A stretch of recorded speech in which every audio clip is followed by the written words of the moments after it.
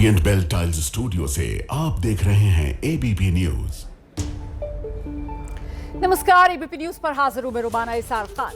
संगम नगरी प्रयागराज में इस साल की शुरुआत में महाकुंभ का आयोजन हुआ था। देश और दुनिया से करोड़ों श्रद्धालु आयोजन में शामिल होने के लिए प्रयागराज पहुंचे थे। केंद्र और राज्य सरकार की तरफ से शहर के विकास पर करोड़ों रुपए खर्च करने के बड़े बड़े दावे किए गए। डबल इंजन सरकार ने महाकुंभ की व्यवस्थाओं और प्रयागराज शहर में विकास को लेकर काफी वाहवाही भी लूटी, लेकिन 6 महीने बाद प्रयागराज की तस्वीर पूरी तरह बदल चुकी है। बारिश के आगे प्रयागराज शहर पानी मांगता नजर आ रहा है। विकास के जो दावे महाकुंभ के दौरान किए गए वो सब बाढ़ में धुल चुके हैं। करोड़ों रुपए के विकास वाले दावों को बाढ़ की लहरों में बहाकर संगम नगरी अब सैलाब नगरी में तब्दील हो गई है।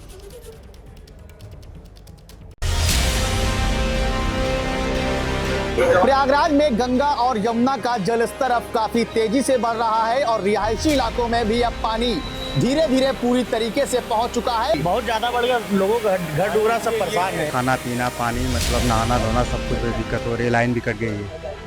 ये आपकी नजरों का धोखा नहीं बल्कि प्रयागराज के विकास का झरोखा है। महाकुंभ के आयोजन वाला शहर अब बाढ़ कुंभ का गवाह बन रहा है। प्रयागराज में बाढ़ की इन तस्वीरों को देखने के बाद भला कौन कहेगा कि ये वही शहर है जहां देश विदेश से करोड़ों श्रद्धालु गंगा में डुबकी लगाने के लिए पहुंचे थे। क्योंकि बारिश बाढ़ के बाद आज हालात ये हैं कि पूरा शहर ही गंगा में डुबकी लगा रहा है।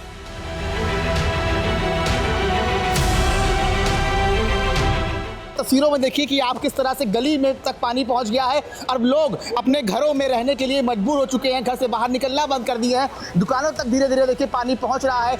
व्यंग्य में लोग कह रहे हैं कि प्रयागराज का नाम बदलकर अब पानी राज कर देना चाहिए, क्योंकि शहर का कोई इलाका ऐसा नहीं बचा है जहां बाढ़ की लहरें नहीं पहुंची हैं। माना कि ये गंगा और यमुना के किनारे का शहर है, लेकिन ऐसा भी क्या शहर कि गंगा यमुना बाढ़ की शक्ल में आपके घरों में ही घुस आए। ये क्या करें, बाढ़ बहुत पानी बढ़ गया है, कमरे में पानी आ गया है और रहने के लिए ऊपर व्यवस्था कर रहे हैं, ऊपर सामान रख देंगे, उस ऊपर रहेंगे। नदी किनारे के घाट हो या बीच शहर के घर, मकान, गलियां और दुकान, हर जगह बाढ़ का कब्जा है। नदियों के जलस्तर ने अपने खतरे के निशान को पार कर दिया है और बाढ़ का पानी अपनी सीमाएं लांघ गया है। प्रयागराज की गलियों में इतना पानी है कि आराम से बोट चल रही हैं। सड़कें तो जैसे शर्म के मारे पानी में डूब गई हैं। लोगों ने अपनी बाइक, कारों को पैक करके खड़ी कर दिया है, क्योंकि ये शहर अब बोट के भरोसे हो गया है। शहर का विकास बाढ़ में डूब चुका है। करोड़ों रुपए की विकास परियोजनाओं ने सैलाब में गोता लगा दिया है। देखिए ये राजापुर का इलाका है और राजापुर के इलाके में आप देख सकते हैं कि गली के अंदर तक अब पूरी तरीके से पानी प्रवेश कर चुका है और लोग अब अपने घरों से बाहर निकलने के लिए मजबूर हो रहे हैं, क्योंकि पानी जो है वो अब धीरे धीरे पूरे उनके घर तक घुस रहा है। और देखिए धीरे धीरे राजापुर का जो इलाका है वो अब पूरी तरीके से लोग खाली करने के लिए बाहर की ओर निकल रहे हैं। हालांकि यहाँ पर SDRF की टीम भी पहुँच चुकी है, जो कि लगातार मोर्चा संभाले हुई है। ये गली नंबर 5 है, यहाँ पे कमर तक पानी हो गया है। यहाँ पे तो आप देख सकते हैं कि ये गली नंबर 5 है और पानी जो है वो पूरी तरीके अब कमर तक आ चुका है। तस्वीरों में देखिए ट्रांसफार्मर भी पूरा आधा डूब चुका है। हालांकि यहाँ की जो लाइट है वो काट दिया गया है। 2 दिन से लगातार पानी बढ़ता आ रहा है और हम लोग प्रतियोगी छात्र हैं, जनपद गोंडा से हैं, सामान अपना किसी तरह लेके जा रहे हैं। ये बहुत चिंता की बात हो रही है। यहाँ पे पानी बहुत तेज बढ़ा, सभी छात्रों को यहाँ बहुत दिक्कत हो रही है। पानी अभी बढ़ रहा है, लेकिन यहाँ प्रशासन सतर्क है और सभी जिला स्तरीय अधिकारी भी अपनी जगह पर मुस्तैद हैं। कठिन वक्त है, लेकिन सब इसका मिलकर सामना कर रहे हैं। घरों की हालत देखिए, कई फीट तक बाढ़ के पानी में सहमे घिरे खड़े हैं। लोग घरों की छतों से रेस्क्यू के लिए इंतजार कर रहे हैं। ऐसे में प्रयागराज में बाढ़ के हालात का जायजा लेने के लिए एबीपी न्यूज संवाददाता सौरभ मिश्रा सैलाब की धार के बीच उतरे। उन्होंने अपने कैमरे में बाढ़ के आगे बेबस प्रयागराज की एक तस्वीर को रिकॉर्ड किया है। सबसे पहले आपको एबीपी न्यूज संवाददाता सौरभ मिश्रा की एक रिपोर्ट दिखाते हैं, जो उन्होंने NDRF की बोट पर सवार होकर बनाई है। ये रिपोर्ट प्रयागराज के राजापुर इलाके की है, जहां अब चारों तरफ पानी का ही राज दिख रहा है। कि ग्राउंड जीरो पर उतर चुके हैं एनडीआरएफ की टीम के साथ और इस वक्त हमारी मौजूदगी राजापुर इलाके में है। आप तस्वीरों में देखिए कि राजापुर का जो पूरा इलाका है वो रिहायशी इलाका है। अब पानी लोगों के घरों तक पहुंच चुका है। आप देखिए कि पूरा मकान जो है वो तकरीबन 3-3 मंजिल पानी में पूरी तरीके से डूब चुके हैं और एनडीआरएफ की टीम अब यहाँ पर पूरी तरीके से रेस्क्यू करने के लिए पहुंची है। तस्वीरों में देखिए कि हम देखिए अब धीरे धीरे रिहायशी इलाकों में पहुंच रहे हैं और आपको तस्वीरों में साफ साफ देखने को भी मिलेगा कि किस तरह से लोगों के जो मकान हैं वो डूबे हुए हैं। अब लोग अपनी छतों पर रहने के लिए मजबूर हैं। हालांकि कुछ लोगों ने पहले से मकान खाली कर दिया था जिन्हें बाढ़ राहत केंद्र शिविर में शिफ्ट कर दिया गया है। तस्वीरें देखिए आप किस तरह से पूरे मकान पूरे तरीके से आपको खाली नजर आ रहे हैं और इन मकानों में अब कोई नहीं रह रहा है और एनडीआरएफ की टीम बार बार राजापुर इलाके में पहुंचकर लोगों को सीटी बजाकर ये चेतावनी दे रही है कि जो लोग घरों में हैं वो घरों को पूरी तरीके से खाली कर दें क्योंकि पानी बढ़ने की आशंका अभी आगे और भी जताई जा रही है। प्रयागराज में बाढ़ के बीच कई लोग ऐसे हैं जो अपने घरों की छतों पर शरण लेकर बैठे हैं। आपको ऐसे ही कुछ लोगों का लाइव रेस्क्यू दिखाते हैं। एनडीआरएफ की टीम को सूचना मिली कि बाढ़ के बीच एक घर में कुछ लोग फंसे हुए हैं। इसके बाद एनडीआरएफ की टीम बोट पर सवार होकर उनके रेस्क्यू के लिए निकली। एबीपी न्यूज संवाददाता भी एनडीआरएफ टीम की बोट पर सवार थे। कुछ देर बाद टीम उस घर पर पहुंची और वहां फंसे लोगों को सुरक्षित बाहर निकाला। कि किस तरह से लोग छतों पर फंसे हुए हैं और एनडीआरएफ की जो टीम है इस वक्त इन लोगों के लिए देवदूत बनकर पहुंची है। देखिए छोटे छोटे बच्चे भी यहाँ पर फंसे हुए हैं क्योंकि पानी पूरी तरीके से उनके घरों में पहुंच चुका है। तो यहाँ पर कई हजारों मकान आपको देख रहे होंगे कि पानी के चपेट में आ चुके हैं और इस मकानों में काफ़ी लोग रहते थे लेकिन बाढ़ की वजह से उन्हें ये पूरी तरीके से मकान खाली करना पड़ा है क्योंकि ये राजापुर का रिहायशी इलाका है। और अब देखिए हम आपको लाइव रेस्क्यू की तस्वीरें दिखा रहे हैं कि देखिए किस तरह छोटे छोटे बच्चे वो भी अंदर पूरी तरीके से पानी में फंसे हुए थे। देखिए पानी आप देखिए पहले की घर तक अब पहुंच चुका है। और देखिए एनडीआरएफ की टीम कैसे देखिए अंदर जा रही है। आप देखिए तस्वीरों में हम आपको दिखा रहे हैं कि देखिए बच्चों के हाथों में सामान भी है, घर वाले भी साथ में है। देखिए छोटे छोटे बच्चे हैं। लाइव रेस्क्यू देखिए एबीपी की टीम आपको लाइव रेस्क्यू दिखा रही है। ग्राउंड जीरो की रिपोर्ट से बाढ़ की स्थिति आपको दिखा रही है कि किस तरह से जो लोग मकानों में फंसे हुए थे उनको एनडीआरएफ की टीम अब लगातार बाहर निकाल रही है। गलियों से निकलकर अब गंगा के घाटों की तरफ चलते हैं। आप खुद अंदाजा लगा सकते हैं कि जब शहर के अंदर ऐसे हालात हैं जहां गंगा यमुना खुद आशीर्वाद देने लोगों के घरों तक पहुंच गई हैं। सोचिए एक वक्त ऐसा था जब संगम घाट तक पहुंचना लोगों के लिए मुश्किल हो रहा था। न बोट काफी थी और न ही खाली रास्ता था। चारों तरफ भीड़ की बाढ़ आई थी। आज हालात ये हैं कि गंगा और यमुना नदी का पानी खुद लोगों के घर तक आ गया है। अब उफनती लहरों की बाढ़ है। एबीपी न्यूज संवाददाता सौरभ मिश्रा प्रयागराज के रसूलाबाद घाट पहुंचे। यहाँ घाट का पूरा मंजर बदला हुआ था। कहाँ घाट है और कहाँ नदी, सब लहरम शरणम गच्छामी था। इस वक्त हमारी मौजूदगी आप देख सकते हैं कि प्रयागराज के रसूलाबाद घाट पर है जहां पर देखिए जहां पर अंतिम संस्कार हुआ करता था अब वो अंतिम संस्कार यहां पर पूरी तरीके से बंद कर दिया गया है क्योंकि आप देख सकते हैं कि पूरा घाट अब जलमग्न हो चुका है और आप देखिए कि 2-2 फीट पानी पूरे घरों और मंदिरों तक पहुंच चुका है और लोग यहां से अपना सामान अब धीरे धीरे वापस बाहर की ओर ले जा रहे हैं। बाढ़ तो हम लोग 2013 से हम देख रहे हैं, 13, 16, 19, 22, 25 हर 3 साल में एक बार यहाँ बाढ़ आता ही आता है और बहुत ये बाढ़ जाएगा और आगे तक। और प्रशासन की तरफ मतलब अभी पानी बढ़ने की आशंका और जताई जा रही है। बिल्कुल बिल्कुल पानी भी और बढ़ेगा। देखिए कि किस तरह से देखिए पानी जो है वो पूरी तरीके से अब मंदिर में जा चुका है। देखिए आधा मंदिर जो है वो पूरी तरीके से जलमग्न हो चुका है। हम लोग के लिए राहत की कोई मदद कुछ है ही नहीं है, ना हम लोग को कुछ मतलब ना प्रशासन से ना कोई चीज़ से मदद मिलती है कि हम लोग को आराम मिले। अब जो है हम लोग को खुद करना पड़ता है। अगर आपको ये तस्वीरें दिखाकर हम कहें कि ये प्रयागराज का प्रसिद्ध बड़े हनुमान का मंदिर है तो आप कहेंगे कि यहाँ मंदिर है कहाँ, क्योंकि बाढ़ के अलावा अब कुछ भी यहाँ नजर नहीं आ रहा। दरअसल बाढ़ का पानी हनुमान मंदिर के गर्भगृह में प्रवेश कर चुका है। इसके बाद मंदिर के कपाट बंद कर दिए गए हैं। ये लेटे हुए हनुमान जी का मुख्य द्वार है जो पूरी तरीके से पानी की आगोश में अब आ चुका है और सामने आप देखिए कि गर्भगृह भी है, यानी गर्भगृह आप देख सकते हैं वो भी पूरी तरीके से पानी में अब जलमग्न हो चुका है। और ये प्रसाद की दुकानें भी आप देख सकते हैं कि किस तरह से जो पानी का जलस्तर बढ़ा है कि यहाँ पर प्रसाद की दुकानें भी अब पूरी तरीके से डूब गई हैं। फिलहाल प्रयागराज में बाढ़ के बढ़ते खतरे को देखते हुए प्रशासन ने एसडीआरएफ, जल पुलिस और बाढ़ चौकियों को अलर्ट पर रखा है। 88 बाढ़ चौकियों पर 24 घंटे निगरानी की जा रही है। बाढ़ राहत शिविर खोले जा चुके हैं। प्रशासन स्थानीय लोगों से लगातार अपील कर रहा है कि वो घाटों की तरफ जाने से बचें, क्योंकि शहर में अगले 48 घंटे काफी अहम माने जा रहे हैं। आपको पता ही होगा कि जब किसी शहर या राज्य में बाढ़ आती है तब सियासी गलियारों में भी बयानों की बाढ़ दस्तक दे देती है। बाढ़ की लहरों पर आरोप प्रत्यारोप की राजनीति काफी होते लगाती है। अब अखिलेश यादव ने एक पोस्ट कर योगी सरकार पर निशाना साधा।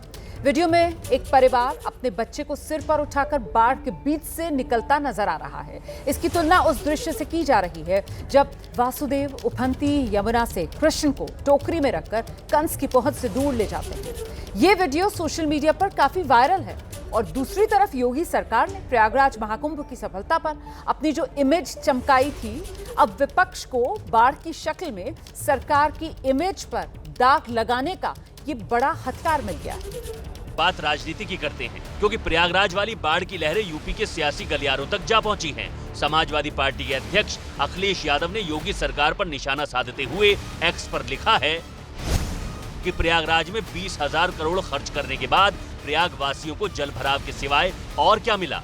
भ्रष्टाचार के गहरे गड्ढों में भरा पानी भाजपाई घपलों घोटालों के गोरख धंधे का भंडा फोड़ कर रहा है। स्मार्ट सिटी की संकल्पना पर पानी फेरने वाले भाजपाई अपनी अपनी नाव लेकर कहां गायब हो गए हैं? सियासी आरोपों की बाढ़ इसलिए आ रही है क्योंकि महाकुंभ के दौरान योगी सरकार की तरफ से प्रयागराज के विकास पर करोड़ों रुपए खर्च करने का दावा किया गया था। मेरा अनुमान है कि उत्तर प्रदेश की अकेली अर्थव्यवस्था को महाकुंभ प्रयागराज के माध्यम से 3 लाख करोड़ रुपए की नई बढ़ोतरी होने जा रही है। जो लोग उंगली उठाते हैं कि 6,000 5,000 करोड़ रुपए खर्च कर दिए कुंभ में, ये 6,000 और 5 करोड़ कुंभ में ही नहीं किए हैं, प्रयागराज सिटी के रिनोवेशन में भी खर्च किए हैं। महाकुंभ के आयोजन को लेकर सीएम योगी ने उस वक्त कहा था कि महाकुंभ पर किया गया खर्च प्रयागराज के लिए परिवर्तनकारी साबित हुआ। 14 नए फ्लाईओवर, 6 अंडरपास, 200 से ज्यादा चौड़ी सड़कें, नए कॉरिडोर, विस्तारित रेलवे स्टेशन, आधुनिक हवाई अड्डा टर्मिनल पर करोड़ों रुपए खर्च किए गए। अब विपक्ष पूछ रहा है कि ये सारे विकास के फ्लाईओवर और अंडरपास कहां गए? क्या प्रयागराज की बाढ़ में धुल गए? इस बीच प्रयागराज की बाढ़ पर समाजवादी पार्टी और बीजेपी के बीच जुबानी जंग शुरू हो गई है। अखिलेश यादव जी बहुत मानसिक रूप से विक्षिप्त हो गए हैं। उनको समझ में नहीं आता प्रकृति से कौन लड़ सकता है?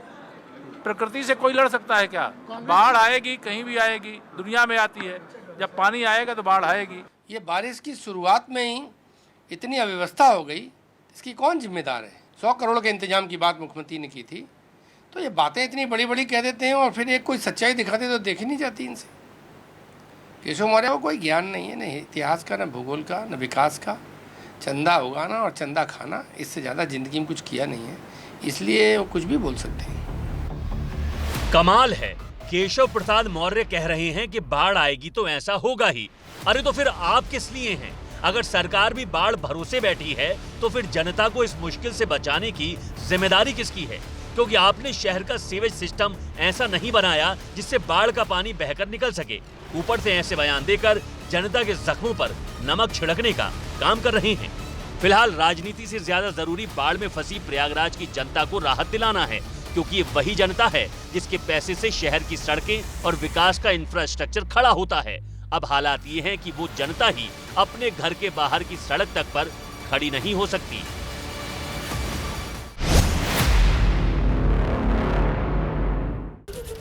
उत्तर प्रदेश में समाजवादी पार्टी की पीडीए पाठशाला को लेकर विवाद बढ़ता जा रहा है। भदोही के बाद अब कानपुर और प्रतापगढ़ में पीडीए पाठशाला चलाने के आरोप में समाजवादी पार्टी के नेताओं के खिलाफ केस दर्ज किया गया है, जिसे लेकर समाजवादी पार्टी के अध्यक्ष अखिलेश यादव ने नाराजगी जताई है। पीडीए पाठशाला की लड़ाई अब अंग्रेजों के जमाने तक चली गई है, क्योंकि यहाँ बच्चों को पढ़ाई के नाम पर पारिवारिक वर्णमाला सिखाए जाने के आरोप समाजवादी पार्टी के कार्यकर्ताओं पर लग रहे हैं और ऐसे में बीजेपी हमलावर है। लेकिन सवाल यह है कि आखिर बच्चों को सियासी लड़ाई का हथियार क्यों बनाया जा रहा है? ये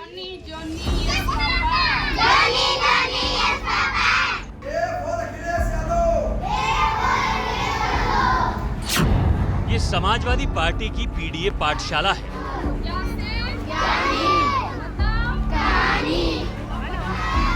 बच्चों को हिंदी, अंग्रेजी, गणित की शिक्षा दी जा रही है। लेकिन पीडीए की इस पाठशाला के खिलाफ प्रशासन एक्शन में है। पीडीए पाठशाला चलाने वाले नेताओं के खिलाफ केस दर्ज किए जा रहे हैं। अब सवाल ये है कि सरकार को पीडीए पाठशाला से क्या परेशानी है? क्यों एसपी नेताओं के खिलाफ केस दर्ज किए जा रहे हैं? इन सवालों का जवाब जानने से पहले ये जानना जरूरी है कि आखिर समाजवादी पार्टी ने ये पीडीए पाठशाला शुरू क्यों की और यहाँ बच्चों को कौन सा ज्ञान दिया जा रहा है।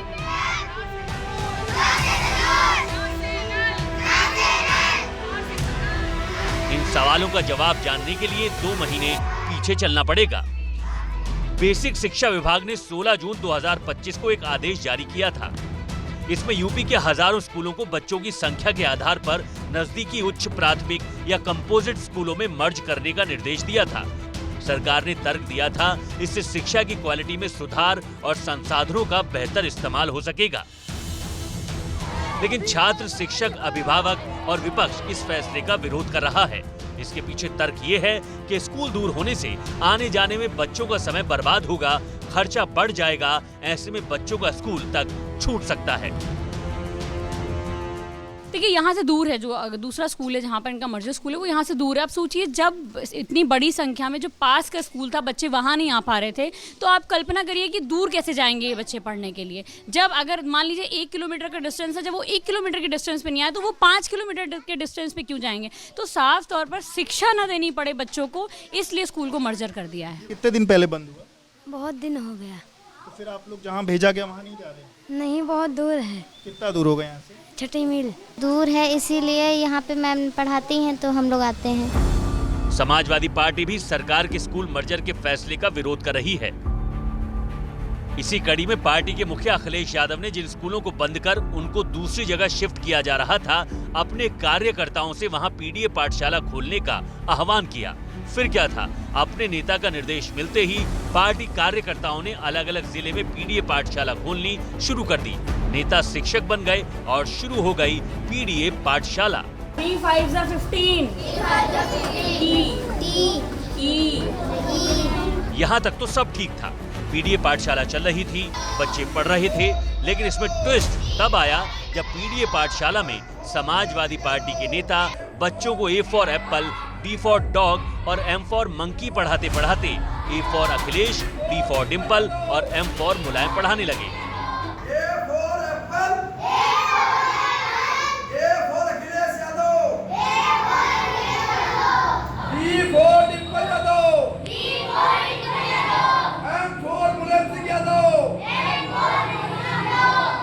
आप स्कूल में पढ़े, हम भी पढ़े हैं। जब स्कूल में पढ़ते थे तमाम नेताओं के नाम आते थे, तमाम नेताओं के सिलेबस होते थे। आज पीड़ित परिवार के बच्चों को हम नहीं बताएं कि हमारे नेता कौन है, हमारे अनुयायी कौन है, हमारे बड़े बुजुर्ग कौन है, तो कौन बताएगा? क्या वो जो संगीत सोच के लोग वो बताएंगे? सहारनपुर के बाद आपको सीतापुर लेकर चलते हैं, जहां एसपी कार्यकर्ता बच्चों को शिक्षा देने के मामले में एक कदम आगे बढ़ गया। ये बच्चों को पढ़ाने लगा, अखिलेश यादव को फिर से लाओ, आज से आम का पेड़ लगाओ, आजम खान को छुड़ाओ, इसे इमली होती खट्टी, बीजेपी की होगी छुट्टी।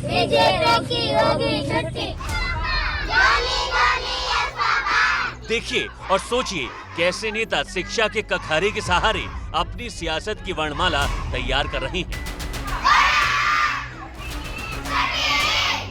लेकिन कहानी इतनी भर नहीं है। कुछ नेता तो बच्चों को पढ़ाते पढ़ाते इन्हें अपना वोट बैंक समझ बैठे। इनके सामने माइक हाथ में लेकर भाषण देना शुरू कर दिया। इस दौरान उनके साथ के कुछ लोग बच्चों के हाथ में बैनर पकड़ाते तक नजर आए।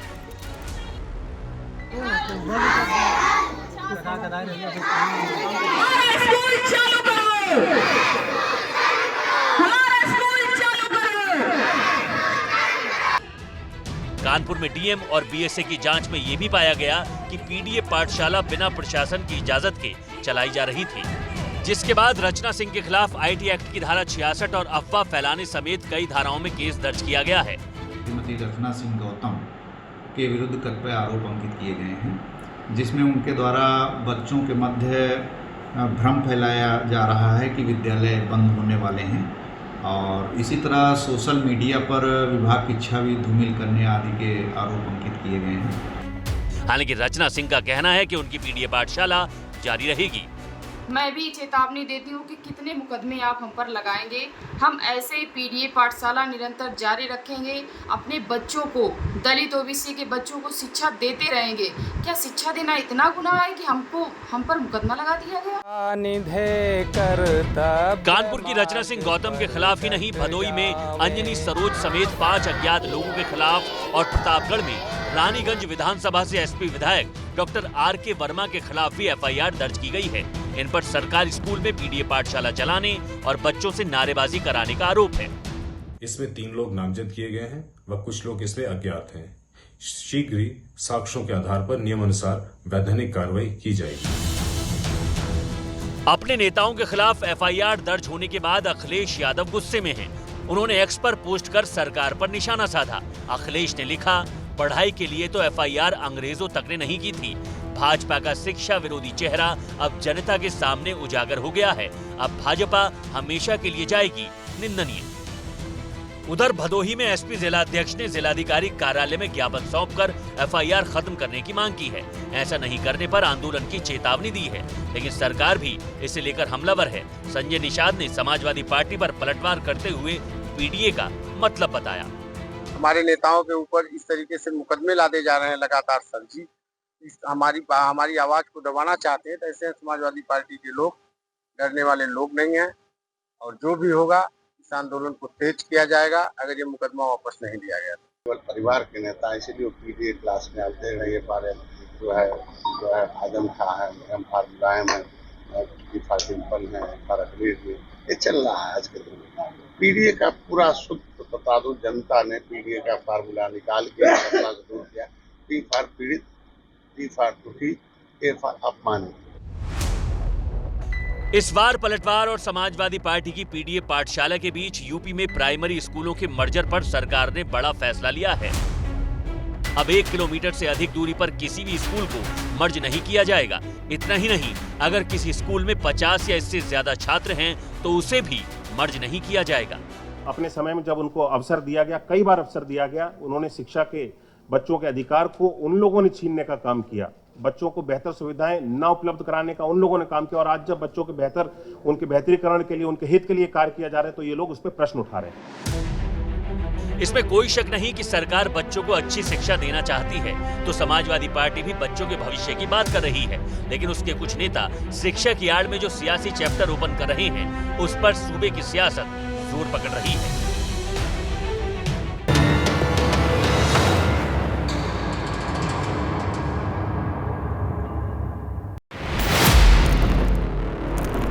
ये चुनाव का एप्लीकेशन है, मेरा भी नहीं है। हम चुनाव कैसे लड़ेंगे?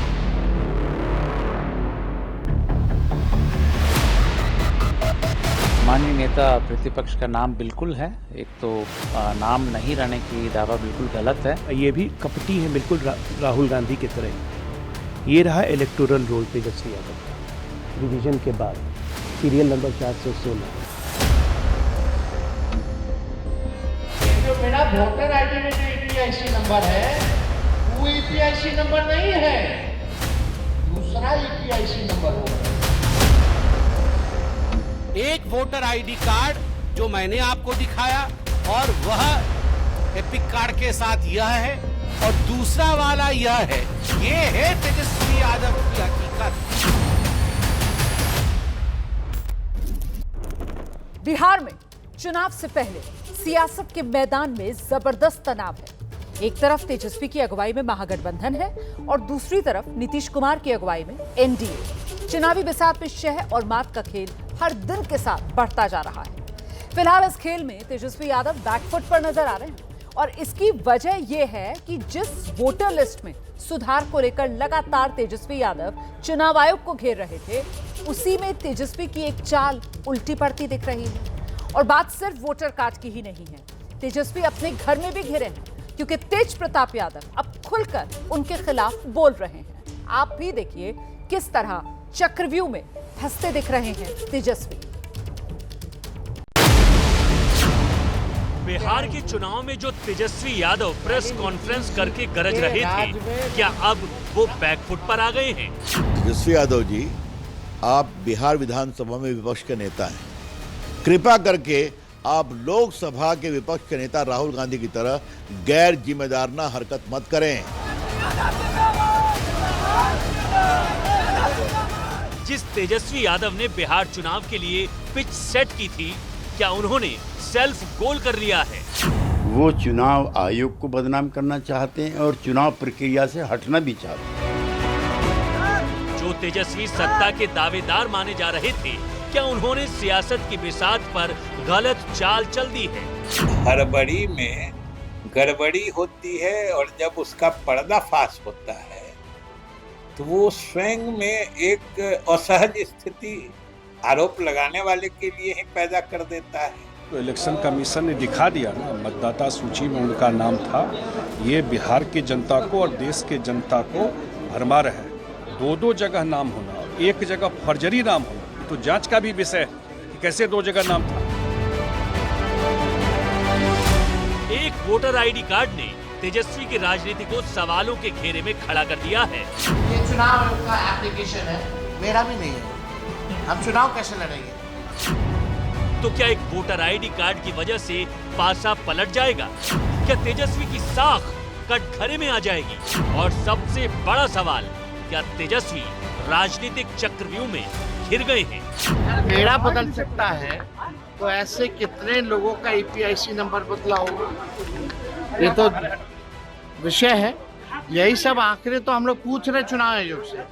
तो कहीं ना कहीं से पूरी साजिश है कि वोटरों का नाम जो है काट दिया जाए।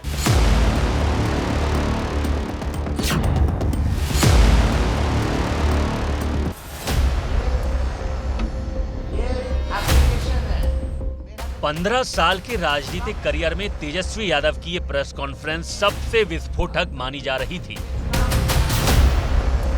बिहार में वोटर लिस्ट के मुद्दे पर चुनाव आयोग को आंख दिखाने वाले, केंद्र और राज्य सरकार को घेरने वाले तेजस्वी यादव इसी प्रेस कॉन्फ्रेंस के जरिए चुनाव आयोग की पूरी प्रक्रिया को फिर गलत ठहराने वाले थे।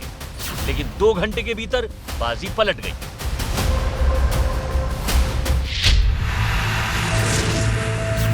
ये सिर्फ एक राजनीतिक आरोप और उसका जवाब नहीं था। तेजस्वी का दावा और चुनाव आयोग का पलटवार नहीं था। तेजस्वी के राजनीतिक आसमान पर ग्रहण की तरह आया। एक सीएम पद की होड़ में शामिल तेजस्वी यादव को बहुत सोच समझकर आरोपों की झड़ी लगानी चाहिए थी। ऐसे मुद्दे पर आपने अपने जुबान खोली जिसमें आपने फैक्ट भी चेक नहीं किए। दांव बहुत उल्टा नहीं पड़ा है, क्योंकि वो एक दिन की बात थी, आई गई हो जाएगी। 1 महीने से जिस वोटर लिस्ट वेरिफिकेशन पर बिहार की सड़कों से लेकर दिल्ली की संसद तक गर्म रही, जब उसका क्लाइमैक्स आया, यानी वोटर लिस्ट का ड्राफ्ट जारी हुआ, तो तेजस्वी ने राजनीतिक तूफान खड़ा कर दिया। इसी प्रेस कॉन्फ्रेंस में तेजस्वी ने दावा किया कि उनका नाम वोटर लिस्ट में काट दिया गया है। लेकिन इस दावे को पंख लगते उससे पहले ही चुनाव आयोग ने उसके पर काट दिए। चुनाव आयोग ने दस्तावेजों के साथ बता दिया कि वोटर लिस्ट में तेजस्वी यादव का नाम मौजूद है।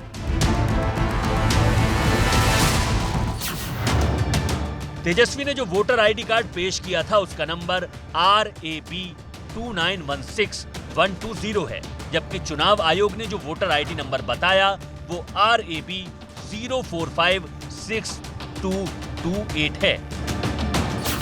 इन दोनों नंबरों के फर्क ने किस तरह बिहार की सियासत में उबाल ला दिया है वो आपको बताएंगे, लेकिन तेजस्वी के दावे और चुनाव आयोग की ओर से पेश किए गए दस्तावेज से साफ है कि कुछ गड़बड़ है। या तो तेजस्वी झूठ बोल रहे हैं या चुनाव आयोग के दावे में झोल है। चुनाव आयोग के दस्तावेज से सवाल उठ रहा है कि क्या तेजस्वी ने वोटर आईडी कार्ड के जरिए गुमराह किया? क्या चुनाव आयोग पर सवाल उठाने के लिए तेजस्वी ने निष्क्रिय हो चुके वोटर आईडी कार्ड का सहारा लिया? चुनाव आयोग और तेजस्वी के दावों में सारा खेल एपिक नंबर का है। तेजस्वी ने खुद जिस वोटर आईडी कार्ड के जरिए वोटर लिस्ट से नाम गायब होने का दावा किया, उसमें एपिक नंबर है RAB 2916120, जबकि चुनाव आयोग की ओर से जारी प्रारूप मतदाता सूची में तेजस्वी का एपिक नंबर RAB 045622 है। अब पटना के डीएम कह रहे हैं कि यही एपिक नंबर सही है और इसे ही तेजस्वी ने 2020 विधानसभा चुनाव के दौरान हलफनामे के साथ नत्थी किया था। जो एपिक नंबर हमारा पास उपलब्ध है, जो गहन पुनरीक्षण के पहले उनके नाम के साथ जुड़ा हुआ एपिक नंबर, वो एपिक नंबर उनके द्वारा भी सेम एपिक नंबर को 2020 के विधानसभा चुनाव में समर्पित किया गया। सो इसमें कहीं कोई कंफ्यूजन नहीं है। डीएम जिस हलफनामे का जिक्र कर रहे हैं वो आपकी टीवी स्क्रीन पर मौजूद है। 2020 का हलफनामा और मौजूदा वोटर लिस्ट के ड्राफ्ट की कॉपी, दोनों में एपिक नंबर एक ही है। तेजस्वी राजनीति में कच्चे खिलाड़ी तो है नहीं। तेजस्वी की हर बात के राजनीतिक मायने होते हैं। अगर वो वोटर आईडी कार्ड लेकर मीडिया के सामने आए तो उसकी वजह होगी। ऐसे में सवाल उठता है कि एपिक नंबर RAB 2916120 वाले तेजस्वी यादव के वोटर आईडी कार्ड का सच क्या है। चुनाव आयोग के सबूत पेश करने के बाद तेजस्वी ने मीडिया से बात करके फिर से सवाल उठाए। बात वोटर लिस्ट में नाम कटने से शुरू होकर एपिक नंबर बदलने तक पहुंच गई थी। फिर जब हंगामा होने लगा तो चुनाव आयोग कहते नहीं नाम है, लेकिन जो मेरा वोटर आईडी में जो EPIC नंबर है वो EPIC नंबर नहीं है, दूसरा EPIC नंबर हो गया। EPIC नंबर बदलता नहीं है।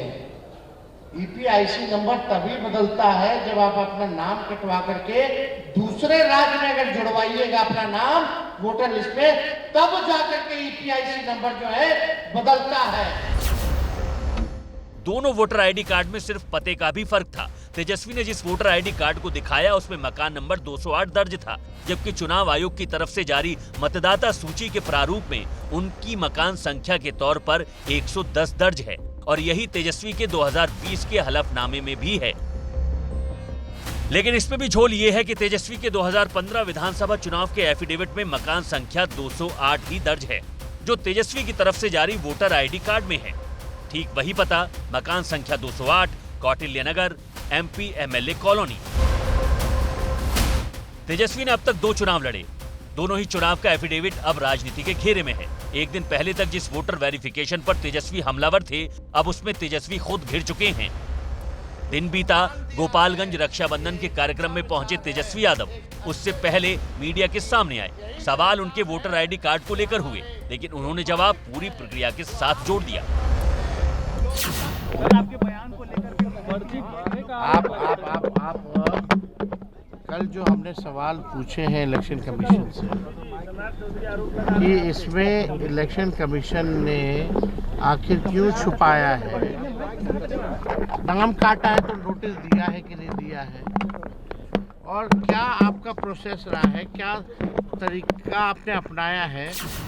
इन सवालों के जवाब अब तक नहीं मिल पाए हैं कि क्या वाकई तेजस्वी यादव के पास 2 वोटर आईडी कार्ड हैं। क्या तेजस्वी ने 2015 और 2020 विधानसभा चुनाव के नामांकन में अलग अलग वोटर आईडी कार्ड की कॉपी जमा कराई। क्या तेजस्वी ने खुद दोबारा वोटर आईडी कार्ड बनवाया। नियम ये कहता है कि कोई भी मतदाता सिर्फ एक वोटर आईडी कार्ड रख सकता है। एक से ज्यादा वोटर कार्ड बनवाना गैर कानूनी है। बात बढ़ी है तो अब दूर तलक जाएगी। अब तेजस्वी के दावे पर चुनाव आयोग ने जवाब मांगा है। चुनाव आयोग ने तेजस्वी यादव को वोटर आईडी कार्ड की मूल प्रति जमा करने को कहा है ताकि उसकी जांच की जा सके। चुनाव आयोग यह स्पष्ट कर चुका है कि तेजस्वी यादव जिस वोटर आईडी कार्ड नंबर का जिक्र कर रहे हैं वो तो कहीं अस्तित्व में है ही नहीं। अब चुनाव आयोग इस बात की जांच करेगा कि कहीं इसे फर्जी दस्तावेज के आधार पर तो नहीं बनाया गया है।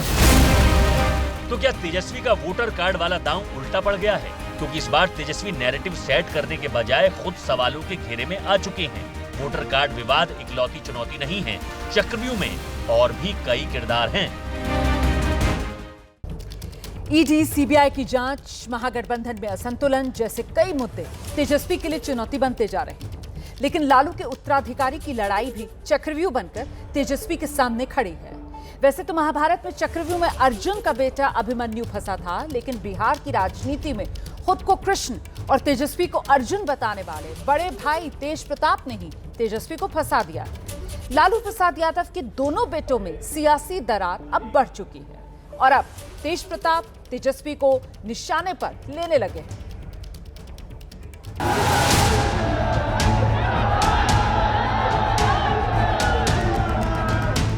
12 साल पहले पटना में लालू यादव ने अपने दोनों बेटों को एक साथ लॉन्च किया था, तेजस्वी और तेज प्रताप।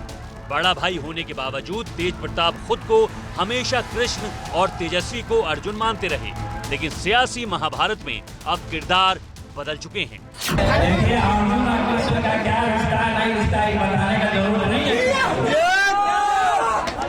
तेजस्वी को अगर अर्जुन माना था तो अर्जुन माना था। अगर तेजस्वी बोल रहा है कि हम अर्जुन है तो तेजस्वी को मुरली बजा के दिखाए तेजस्वी तो मान जाए हम अर्जुन है कृष्ण है। तेज प्रताप ने वैशाली के उसी महुआ विधानसभा से जनसंपर्क शुरू किया जहां से उन्होंने अपनी राजनीतिक पारी शुरू की थी। 2020 के चुनाव में तेज प्रताप की सीट बदल गई थी, लेकिन इन 5 सालों में गंगा में काफी पानी बह चुका है और भाई, परिवार, रिश्ते अब चुनाव की कसौटी पर कसे जाएंगे।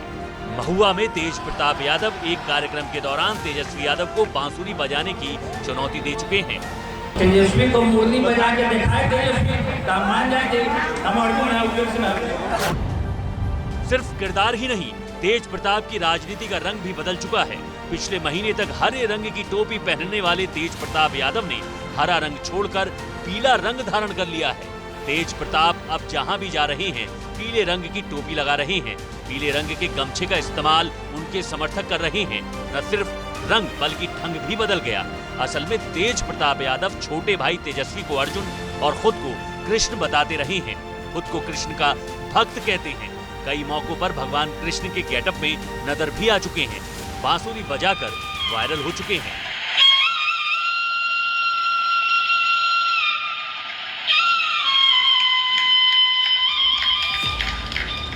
लेकिन अब सियासी परिस्थितियां बदली तो भाई को बांसुरी बजाने की चुनौती दे दी। दरअसल तेज प्रताप खुद को लालू यादव का असली उत्तराधिकारी बताने लगे। मेरे रंग में कृष्ण कौन है? लालू यादव। तो आप समझिए कि अगर हमको जिताते हैं तो लालू यादव को जिताने का काम करेंगे। पार्टी से हमको बाहर किया तो उस पार्टी से बाहर किया तो उस सबको समझ में आ गया था कि दूसरा लालू यादव तेज प्रताप यादव पैदा हो गया, इसलिए वो लोग के आंख में खटकने लगा। मई में लालू यादव ने तेज प्रताप को पार्टी और परिवार से बेदखल किया था। तेजस्वी ने भी पल्ला झाड़ लिया था। 2 महीने तक तो तेज प्रताप चुप्पी साधे रहे, लेकिन बदलते सियासी मौसम में तेज प्रताप अपनी भूमिका तलाशने लगे हैं और तेज प्रताप की बगावत को बीजेपी हाथों हाथ ले रही है।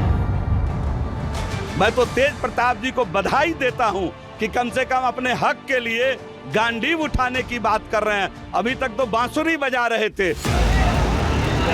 तेज प्रताप भले अकेले दिख रहे हों, लेकिन तेजस्वी के लिए जो चक्रव्यूह गिर रहा है उसमें अहम किरदार साबित हो सकते हैं।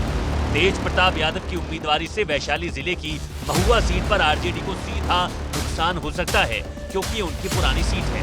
टीम तेज प्रताप यादव संगठन बनाकर तेज प्रताप आसपास की सीटों पर भी उम्मीदवार उतार सकते हैं, जिससे बाकी सीटों पर भी नुकसान हो सकता है। 2020 में 52 सीटें आरजेडी ने बेहद कम अंतर से हारी थी। ऐसी सीटों पर टीम तेज प्रताप का उतरना वोटर कटने की वजह बन सकता है। जनता के बीच ये मैसेज लालू प्रसाद यादव ने घोषित रूप से नहीं, अघोषित रूप से ही ये दे दिया है कि मेरा घोड़ा यही है, मेरे बाद यही है, आप इनके साथ जुड़िए। इसलिए बहुत तेज प्रताप यादव बहुत अभी कभी धान का रोपनी कर रहे हैं जा कर के, तो कहीं इधर उधर जा कर के। मैं इसको एक नौटंकी मानता हूं और दूसरी बात ये मानता हूं कि ये एक तरह से प्रेशर बना रहे होंगे अपने परिवार पर, ये तेजस्वी यादव पर, कि आप जो है हमको सस्पेंशन वापस दीजिए। तेज प्रताप यादव पार्टी में हुए आंतरिक मतभेद और उपेक्षा की बात कर यादव समुदाय में भावनात्मक अपील कर रहे हैं, जो कुछ क्षेत्रों में असर कर सकती है। तेज प्रताप की राजनीतिक ताकत का अंदाजा लगाना अभी मुश्किल है, लेकिन इतना तो तय है कि तेज प्रताप ने तेजस्वी को सियासी चक्रव्यूह में फंसा लिया है। तेज प्रताप अगर किसी पार्टी में शामिल होते तो विरोधी खेमे में शामिल होते, लेकिन उन्होंने खुद का खेमा बनाकर छोटी सी ही सही तेजस्वी को चुनौती तो दे ही दी है। चाहे तेज प्रताप हो या वोटर कार्ड का विवाद, तेजस्वी सियासी चक्रव्यूह में तो फंस गए, लेकिन सियासत के केंद्र से लेकर सियासी चक्रव्यूह में फंसने तक का सफर भी बड़ा दिलचस्प है। 2010 में बड़े भाई तेज प्रताप यादव के साथ ही तेजस्वी ने अपना सियासी सफर शुरू किया, लेकिन इस सफर में तेज प्रताप कहीं पीछे छूट गए और 2015 में ही पार्टी की पूरी कमान संभाल ली तेजस्वी यादव ने। 15 साल पहले लालू प्रसाद यादव ने कुछ इस अंदाज में अपने बेटे तेजस्वी को बिहार की जनता से मुखातिब कराया था। एक मेरा बेटा है, उनके प्रणाम करो। तेजस्वी है। सफेद कुर्ते पायजामे में एक मासूम सा चेहरा राजनीतिक गुर सीखने की दिशा में बढ़ रहा था और उस वक्त तेजस्वी की उम्र सिर्फ 20 साल थी। देखन में छोट लागे घाव करे गंभीर, ये कहावत है, शायद ये ना हो जाए उन पे। उस वक्त कोई नहीं जानता था कि देखने में वाकई छोटे लग रहे तेजस्वी गंभीर राजनीतिक घाव देने की ताकत भी रखते हैं, क्योंकि ये वो दौर था जब तेजस्वी राजनीतिक मंच पर आने लगे थे, लेकिन उनका दिल क्रिकेट में भी लगता था। मैं अपना कंटिन्यू करना चाहूंगा क्रिकेट में ही, और क्रिकेट में प्रोफेशन बनाना चाहूंगा। अगर नहीं होता है तो मैं लगातार, आप देखिएगा बीच में भी मैं फ्रीक्वेंटली आता रहूंगा। बिहार जो भी समस्या है, एक ऐसा लिंक, ऐसा माध्यम बनना चाहता हूँ पब्लिक और मेरे पिता के बीच में, जो बात नहीं रख सकते तो मैं। दरअसल तेजस्वी यादव क्रिकेटर बनना चाहते थे। तेजस्वी ने झारखंड की तरफ से एक रणजी मैच भी खेला था और दिल्ली अंडर-19 टीम में तेजस्वी विराट कोहली के साथ थे।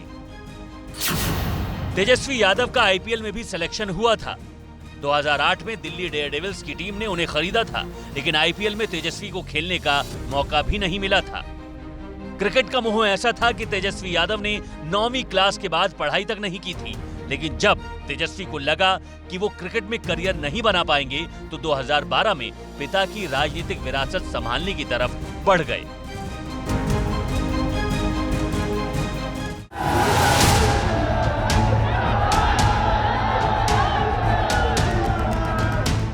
दो 2013 में पटना के गांधी मैदान में हुई रैली में लालू ने अपने दोनों बेटों को लॉन्च किया।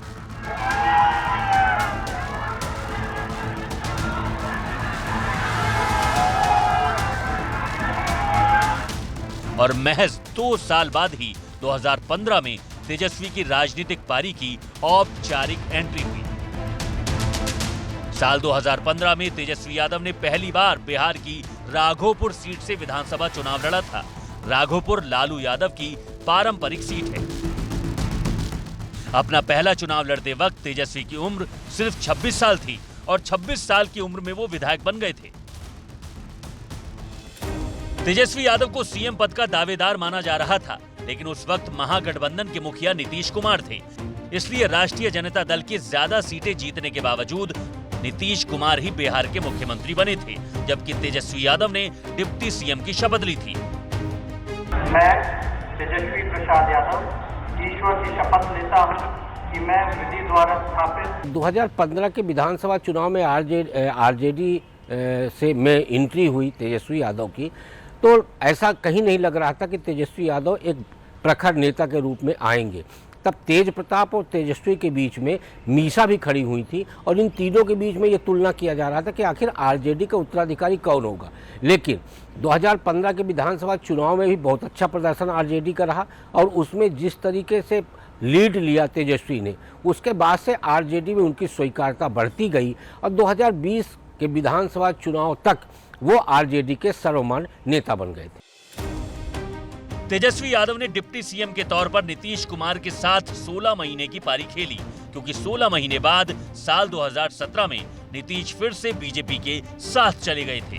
नीतीश जी चाचा थे, हैं और रहेंगे, लेकिन अब वो अच्छे चाचा नहीं हैं। और फिर साल 2017 से ही तेजस्वी यादव की असली राजनीति का आगाज हुआ, जब नेता विपक्ष के तौर पर उन्होंने बिहार में नीतीश के खिलाफ और केंद्र में मोदी सरकार के खिलाफ एक साथ मोर्चा खोलना शुरू किया।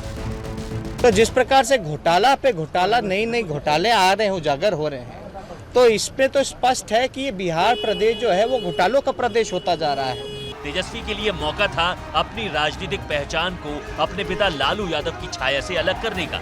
और फिर 2019 का लोकसभा चुनाव आया, जब तेजस्वी ने न सिर्फ पूरा कैंपेन संभाला बल्कि पार्टी के स्टार प्रचारक भी वही रहे।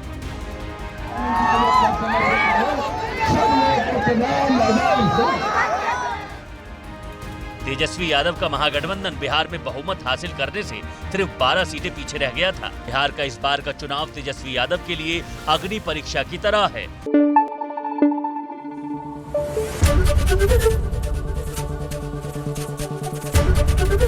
एबीपी न्यूज आपको रखे आगे।